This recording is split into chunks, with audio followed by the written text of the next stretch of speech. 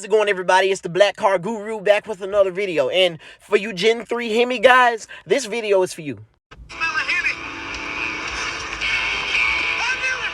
The new Ram 1500 with a new front end. New suspension. From 2003 to 2008, Dodge put the Gen 3 Hemi 5.7 in everything from the LX platform, which includes the Chrysler 300, the Dodge Magnum, the Dodge Charger RTs, and they put it in the Ram 1500s, the 2500s, and even the 3500s.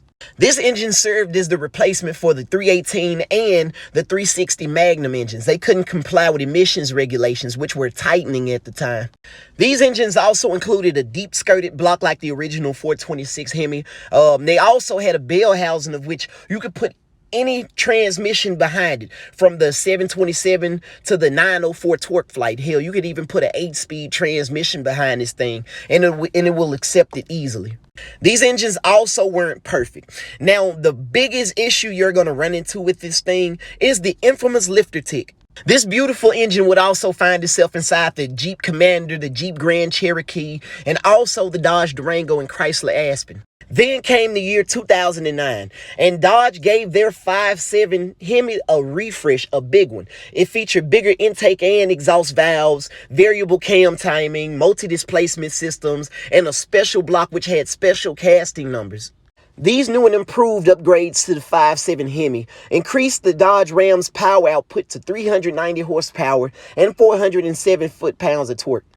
But let's talk about the 1500 from 03 to 2008, because old Dodge trucks need love too. And with a little work, this truck can also haul more ass than an elderly woman with a BBL.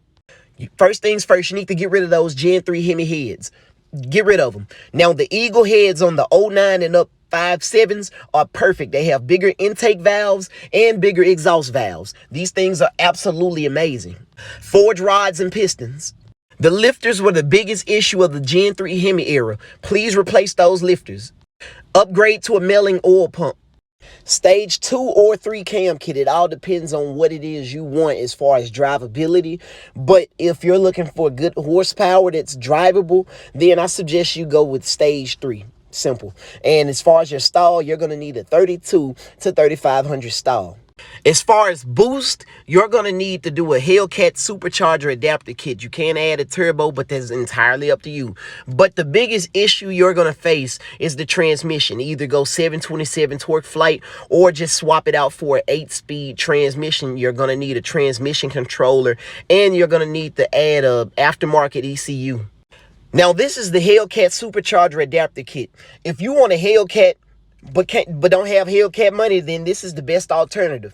Now, it lets you put a Hellcat supercharger on top of the 5.7, the 6.1, the 6.4. It does not matter. As long as it's a Hemi, you can throw it on there.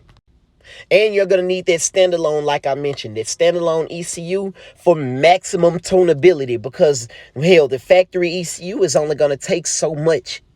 And let's not forget those ARP head studs. Hell, you may not go with the Hellcat supercharger kit. You may not go with twin turbos. You might want to do one big 76mm turbo kit. And so the last thing you want to do is shoot those heads clean off the block. ARP head studs are what you need to clamp them heads down to that damn block. Let's not forget that MLS head gasket too.